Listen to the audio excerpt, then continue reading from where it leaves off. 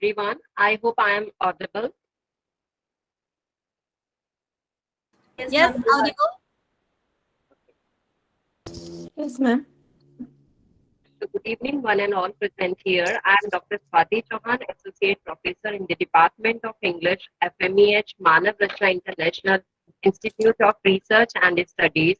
Would like to welcome you all at this fourth day of Faculty Development Program.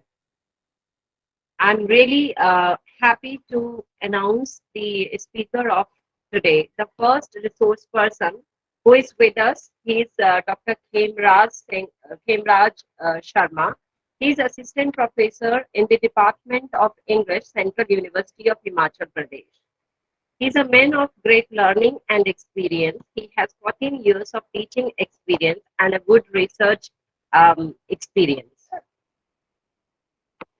He has his specialization in post-colonial literature, Indian writing in English, immigrant and diasporic literature, modernist literature, African writings, communication, and interpersonal skills.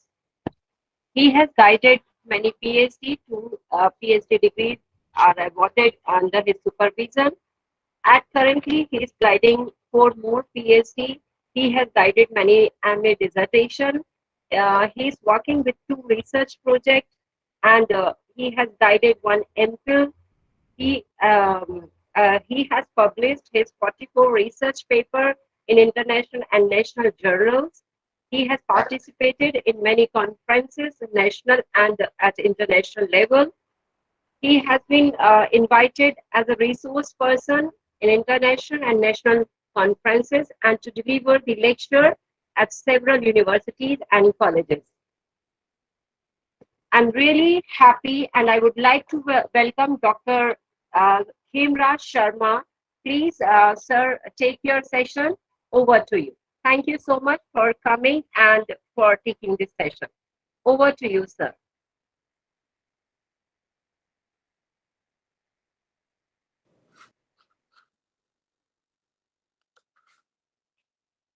Thank you very much, ma'am, for your introduction, and a very good evening to you all present here. I'm delighted to be amongst such luminaries, and it's a proud privilege to thank Dr. Shivani Vasist, Ma'am Swati, Dr. Kanupriya for inviting me to this to address this August gathering. And I'll be speaking on teaching research methods in English studies. Of course, it's unlike the ones we have been talking about or we have been listening to, but I would like to talk about, or my take is a different one in the sense that it's not about methodologies, it's not about the skills that we require, but it's about the methods that we adopt in English studies. We see that not much had been talked about, although all of us know about that, what all is required in English studies, but we have not ventured into new arenas. For example, when we say that translation as a research method, creative writing as a research method, when we say that visuals are could be taken as a research method, so then we certainly take we are taken aback by all this. So this is what some people, and I have to refer to a particular book here, which has been written by Gabriel Griffin, and it is titled as Research Methods for English Studies. And there is another one by M.K. Sinha, Research Methods in English. So I'm referring to these 2 texts in order to talk about these different research methods in English studies.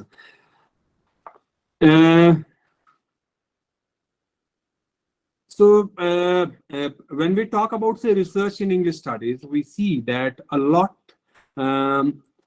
depends upon the supervisors.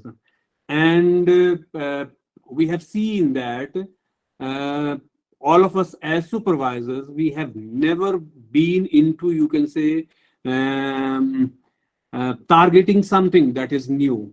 I just want to add here that we have to take certain smaller steps in order to come to terms with such research methods, because textual analysis, discourse analysis, and some other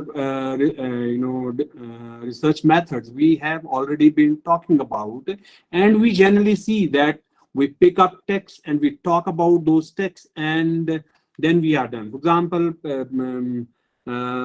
if at all we are so very fascinated by one writer, or we say that we find that the writer fascinates the supervisor, and at times we see that many PhDs are only on one writer.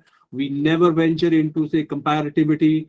So all these things, they require some sort of innovation on our part as supervisor and as researchers, because all of us are students of literature. So um, uh, it is the need of the hour that we venture into new things.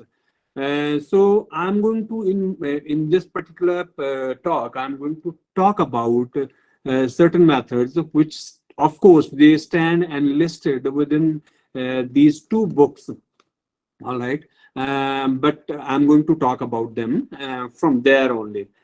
Uh, and of course, you see, when we talk about these research methods, they are changing with the passage of time. We see that earlier on it was different, but now times are changing. There is this boom of ICT, and we see that times are completely changing. For example, because of pandemic, the situations are altogether different. So there may come up, or we may come up with new methods of researches in English studies.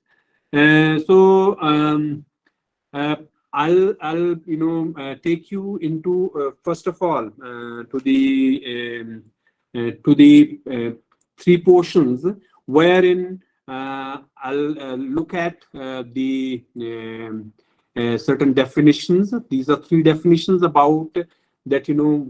There are distinctions between these three. One is a research skill, research methodology, and research methods. So here is a definition, some sort of not exactly a definition, but sort of interpretation. So research skills are techniques for handling material. Vis-a-vis search skills in libraries, editorial skills, bibliographic skills, dissertation skills, IT skills, professional skills. So how we handle and say IT skills, how well we are equipped with, say, certain theoretical say ideologies, and then of course we need to have the knowledge of say MLS style sheet. We need to have the knowledge of critical tools, and then say we need to have the knowledge. Nowadays it's not required as such, but of course, again, being some people who are of my age, we have been we used to be in the libraries and searching the books in the catalogs first. That requires a specific kind of a skill. And then editorial skills, of course, we find that of course it's not that we are say well versed with the language, but of course in terms of editing certain drafts, it requires certain skills. Bibliographic MLS style sheet and dissertation skills, how to write your report. So report writing is a skill. And of course IT skills, how to handle our technologies. Then the next is about research methodology, and research methodology is concerned with the perspective we bring to bear on our work, such as feminist, post-colonialist, postmodernist, modernist, or etc. So what do we have within these methodologies? We relied on certain ideologies. The many different critical readings of diverse literary texts are possible because different people bring different perspectives to bear on their analysis of a given text. So it varies from one person to the other, and we see that that's how the research is going on. And we see that we have different perspectives and different ideologies. So that's how we work on a particular text. But of course, we heavily rely on these particular perspectives. For example, feminist, post-colonialist, and postmodernist. Coming to research methods. Research methods are concerned with how we conduct a given piece of research. The choice of method depends upon the kind of research one wants to conduct. So, for example, we are interested in conducting a qualitative or a quantitative kind of research, because in literature, 90% of the researches they are basically qualitative in nature, and of course, quantitative researches too are there. I'm going to talk about it later on. So, and we see that, again, we see when we interview somebody, all right, or we watch a particular film and the text on which it is based. So we can view it both from the readers as well as from the viewer's point of view. So this is what that, how what kind of research method we want to adopt, whether that be qualitative or quantitative, or that is quality based or quantity based. And then we see that there are different methods which we are going to talk about. Of course, the ones I'm going to talk about, they are not complete, but it's an ongoing phenomenon. So first method that I'm going to talk about is archival method. So we see what we find in archives. What is there in the archives? The archives, basically in English studies, we see that what is it within the archives that is lost. That is lost. Why? What is the need of maintaining those archives? Why they were maintained? Why they were kept? And then something must be there. Something is, of course, there which is lost. So, as a researcher of English studies, what we can do is we can find that, we can search for that lost object. So this initiates the researcher towards searching for other such archives which may provide completeness to the one in hand. For example, it may have, we may have certain comparative aspects. For example, those archives could be compared with other ones which we have, or of which we have a particular knowledge about. So we can see that and we can make a comparative study, and then of course we can also see look for or see for those reasons why these archives have been established. And another point could be that archives are basically maintained for a memory, for a particular kind of memory. So what was that particular memory? So of course it can lead us towards memory studies. Of course, some archives may not end up with certain positive ends.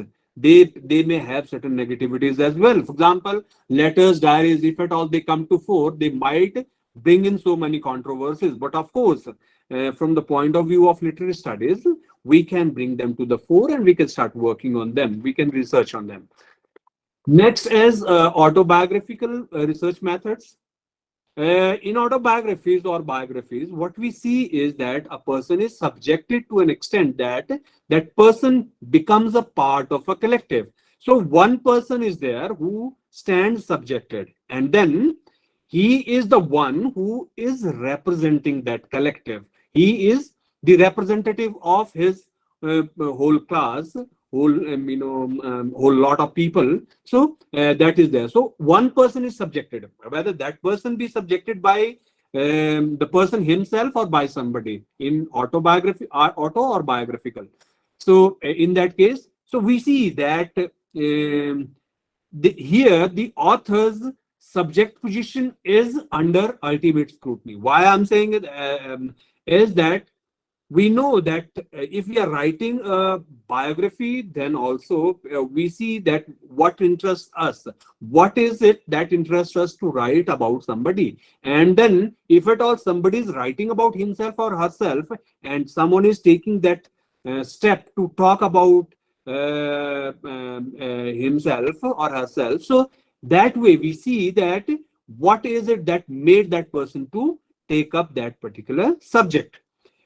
Then, what is under scrutiny here? Second thing that is under scrutiny here is that when we talk about, say, truth, all right. So, truth is, it's just impossible to speak or to write, all right.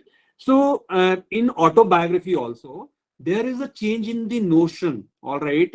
So, this notion of autobiography, it has changed or it has shifted from an idea of presenting the truth about someone to portraying a truth. So the writer who is writing that autobiography or biography, they are not talking about a truth, the truth, but they are talking about a truth, because there is a kind of politics that is involved in the writing of biography or autobiography. So in the autobiographies are critiqued for their incompleteness. So these, of course, we generally look for those, gaps in researches. So this gap in research about autobiography is its incompleteness. Something is missing within that autobiography. Something, maybe, we can go for archives, we can go for other texts, and of course we are looking for, there may be something that may make it a complete failure. All right, there may be certain omissions, certain deletions by the author. So the author may choose in the autobiographical research method for its reliability, whether the text is reliable, its falsifiability, whether what is it that stands obliterated, that stands deleted, omitted from there, and its generalizability. Generalizability is that how it is different from others. So there is a kind of comparativity that is involved in autobiographical research method. Next research method is oral history as a research method. So when we talk about, say, oral history, generally what happens is that we find that it basically rely on oral history, rely on interview as a research method as well, because we have to interview people, and of course it has that, and oral history has not been talked about. I just want to record here is that I have been trying to take up such stories, such I'm encouraging my students to take up. Of course, it's not for PhD, I haven't taken, but for MA dissertations, many students, they have undertaken such studies. They are going to people, they are talking to them, and of course some oral narratives, all right, folk narratives, they are coming up, they are recording them, they are writing about them, and then of course it's a kind of creative take to one side, and to the other side they try and analyze that. All right. So of course we all need to venture into that. So in oral history, the information that is provided to us, one thing is that yeah, we can find ourselves within that triangulation of the personal memory of somebody. All right. And by going to the public, by listening to such narratives, different narratives, because of course oral, when we are talking about history, we are talking about certain facts, we are looking for certain facts, but the facts which stand substantiated by say common masses, all right, so they at times, not always, but of course, they can modify the public records of events. So we can see that, of course, nowadays we are looking for the role of, people during freedom struggle. We can also talk about, say, say, psychology of people, the use of multimedia and all during pandemic and all right. So these are going, of course, to put before people up a certain kind of record. Oral histories engage with questions of memory, narrative, cultures. Of course, we all know that this is what oral histories has, and of course we can work on these oral history, and of course this lead us to memory studies as well. The researcher may engage in writing creative pieces in and around those oral histories. Yes, this is very, very important. Of course, when we have such facts before us, we can engage ourselves in writing certain creative pieces. All right, because there may be something personal and impersonal that stands imbricated, and in that sense, a new kind of text, a new kind of narrative comes up. All right, and it opens up numerous possibilities in English studies. So oral history as a research method is very, very important, and I think we must because a lot of focus has been given to folk narratives, to oral histories as a research methods nowadays. Next one is visual methods in English studies. Again, when we talk about the visual methods, of course, they too are not much discussed in English studies. All right, although we see that visual signs are increasingly part of our cultural world. It's not cultural world, but when we look at the texts, all right, many texts they have within them some images, all right, certain visuals, and they are there, but of course we don't lend any sort of critical eye to them. We simply look at the lines underneath it. Visuals like illuminations of manuscripts, photographs, graphic novels are an integral aspect of nature of literature. We see that many graphic novels are available to us. Again, I just want to say that I have worked on. I made one of my students to work on one graphic novel as well.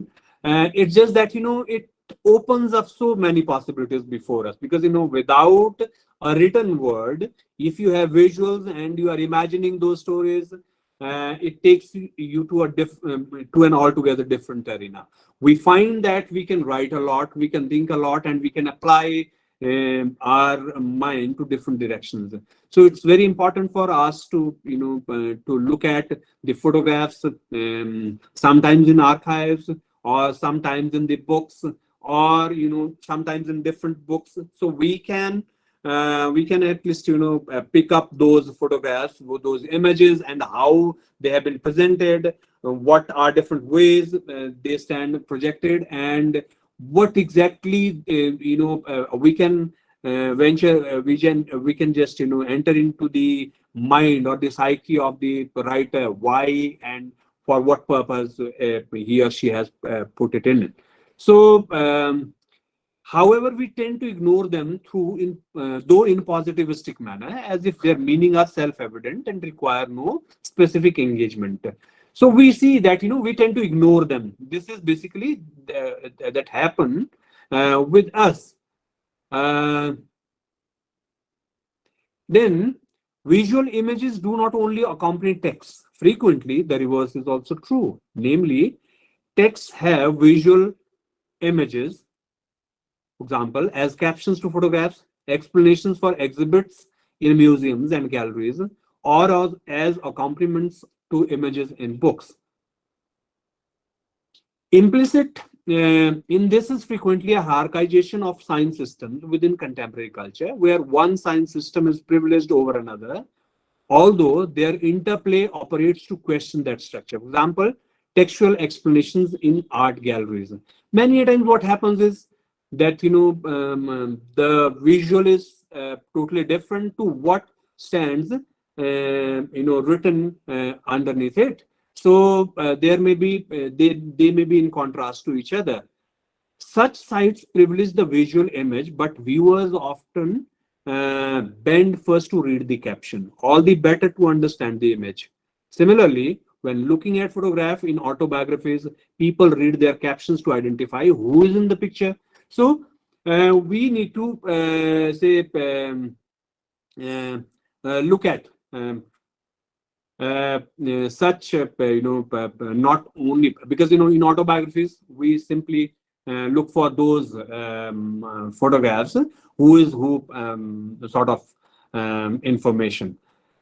This interplay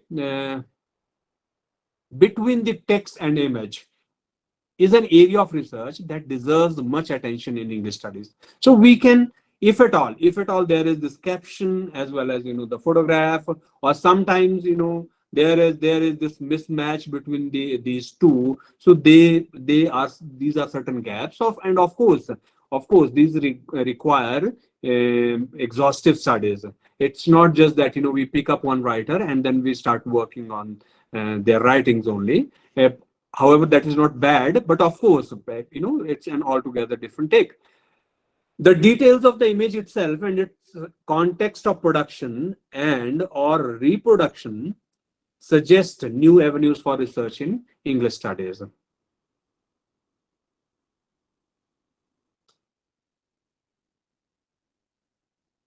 Next is interviewing as a research method. Yes. When we look at interview as a research method, we see that interview with living authors certainly adds substantively to the interview process. So, which means that we come to know about, say, for example, we are talking to the authors, we come to know about their works. It's not only about their works, but within this, we find that there is something else that is also I think somebody is raising their hands, but that would be your queries would be taken later on. Let me just finish it first. And then, so we see that interview too is a research method. How, of course, it requires specific skills and a clear understanding of the different kinds of interview one might conduct and their underlying assumptions. We see that how the say media personals they handle the interviews, and as a student of literature, how we have to do that. So we require certain practical skills. Of course, we frame certain questions. Nowadays, people they are using the technology as well. They send in their questionnaires and then come up with certain interpretations. So that is there, and some people they frame certain questions for the interviews, and people respond to them. There are live interviews, and of course there are email exchanges for interviews. Of course, there different sort of knowledge is required in order to conduct a particular interview. And then another skill that is required for interview is that how the interview has to be transcribed. Of course, another way is that people record those interviews, because nowadays we can record even in a mobile. So that way, how they have to be transcribed, and then time and again they have to be refurbished and then edited, and then that becomes a kind of text for us. Of course, this entire process, it requires certain rigor, and of course a process is involved. So interview has could be taken as a research method. Interviewing as a research method often combines with other research methods, including autobiographical. All right, we can when we talk about the authors who has written autobiographies, then ethnographic oral history and textual and discourse analysis at the point where the interview material is interpreted. It thus forms a central plank of many researches.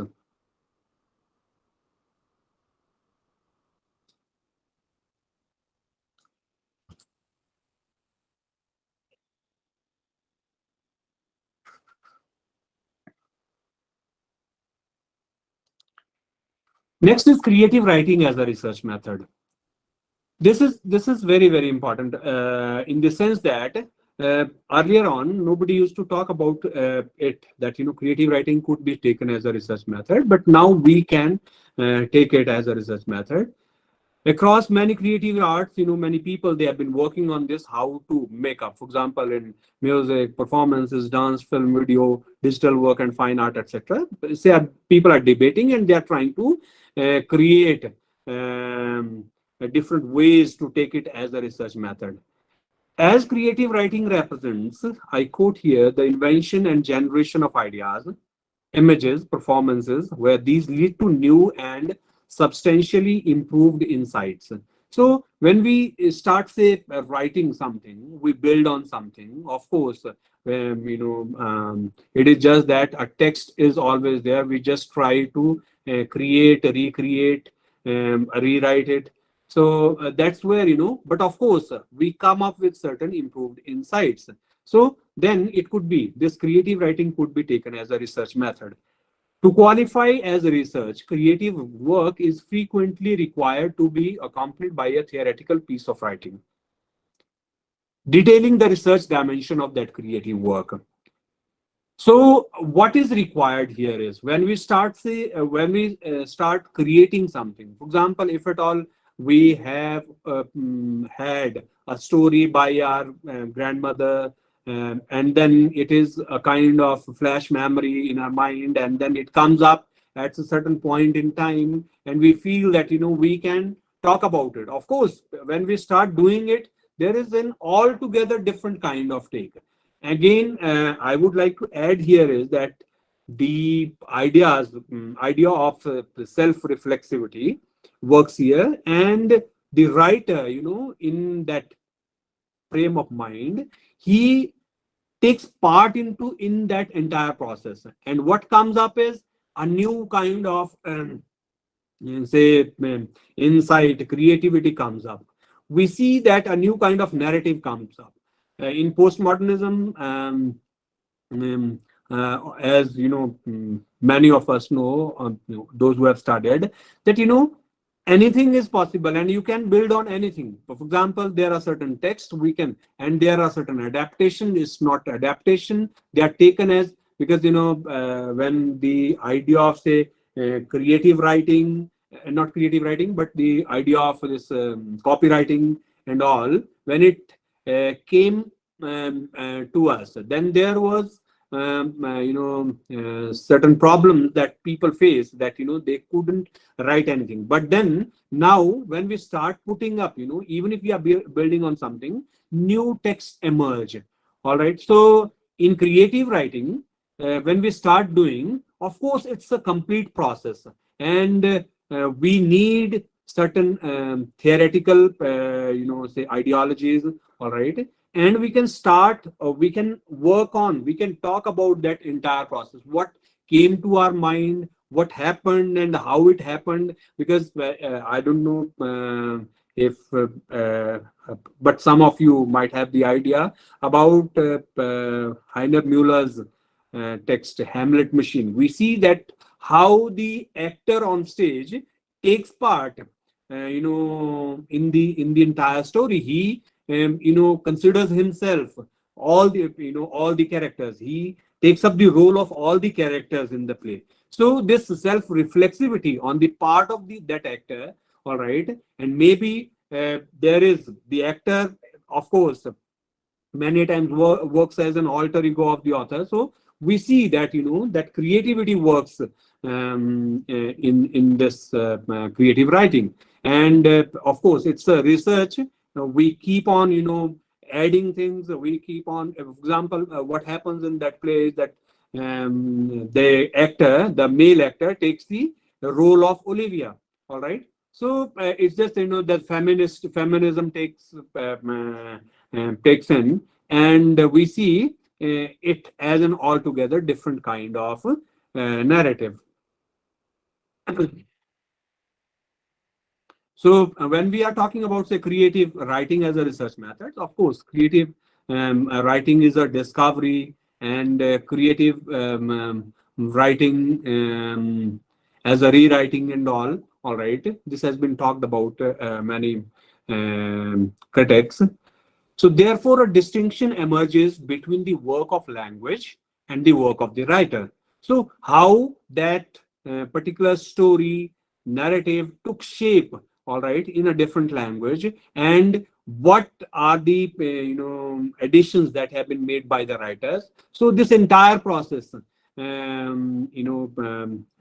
has to be worked out by the researchers. So resulting in creative writing as a mode of research into the nature of literary form and language.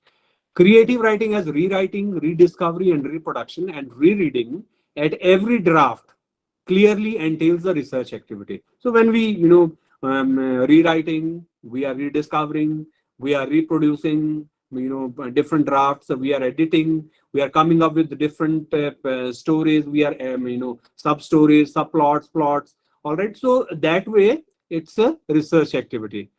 These interrelated processes can be documented and critically analyzed.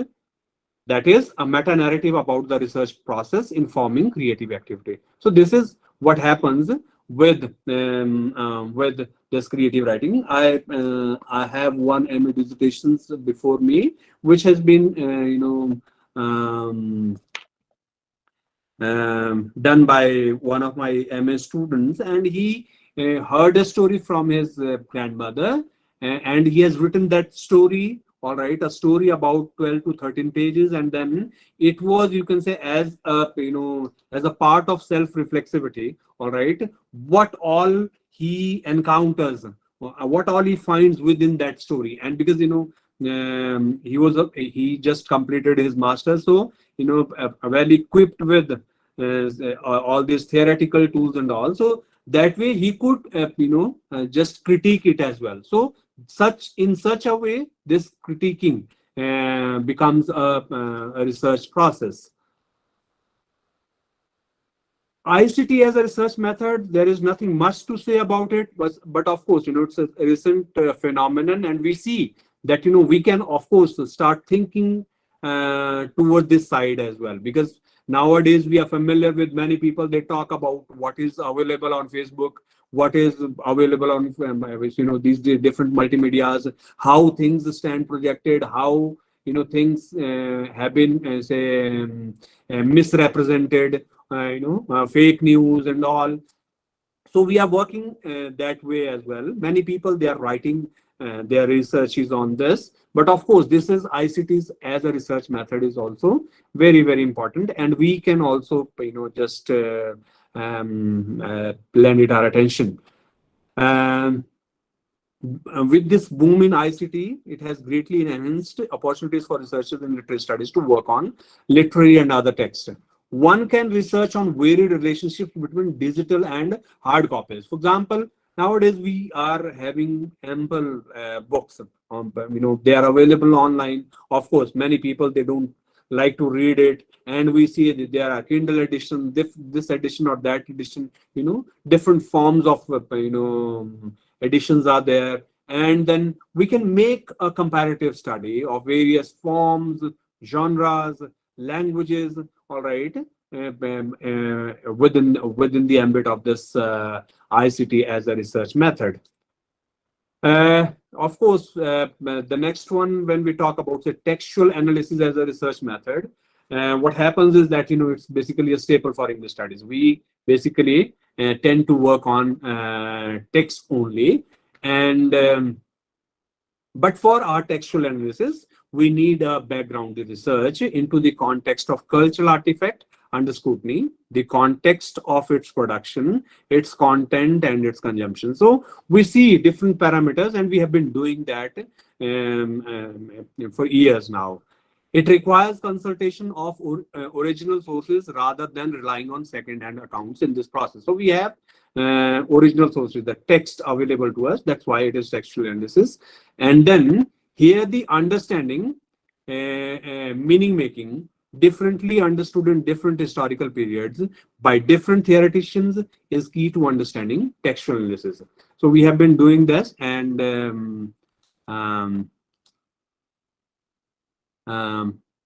I think that all of us are familiar with this. Second last is quantitative method in English studies. and it talks about that, in English studies, we generally ignore the numbers. All right. We never like to talk about the numbers. Of course, we can conduct certain smaller studies, and they can end up in big ones as well. So we can look for the numbers we encounter in the literary text. For example, detailing of the wealth in 18th century novels, use of dates in literary text, etc., etc. And of course, the numbers, they have different connotations as well. So we can rely on them and how they have been presented. For example, in different cultural arenas, how they have been presented and what all they have to tell us. So by subjecting the numbers, the researcher may end up making an altogether new studies based on certain assumptions about numbers, vis-a-vis dates, periods, and denominations, etc. Numbers may be used as an interpretive tools and as a means of conveying sets of information not readily producible in another form. In particular, computational methods for calculating frequency with which certain words occur and the context in which they are set can act as a useful tool for interpreting the meaning of a text. So, of course, many a times when such numbers, all right, they occur, so they may be helpful in knowing about certain facts of within that text. So, or maybe by applying certain computational methods as well, we can provide an altogether different interpretation. The last one is discourse analysis as a research method. Of course, so we tend to take up discourse analysis. So we see that somewhere in discourse analysis we have to subject something. And what Michel Foucault has to say about discourse is that it is a form of discipline that produces subjects. So concerning visual images, what do we have is that, for example, in the library, when we go, there are certain, images, visuals about turning off your mobile and then not to smoke, etc., etc. So they discipline us to a point where we become a particular subject. So there is a subject, and we can start talking about that. Similarly, in language, what we have is we have texts available to us, and within that text, we have certain patterns of language, and we have certain ideologies inherent in them, and within this dynamics of, say, ideologies and the language, the researcher work on different discourses. All right, so different researchers work on different patterns of language and ideologies, and therefore discourse analysis of any given text is never complete. So we always grapple with discourse analysis. So that's all. Thank you so very much for your patient listening.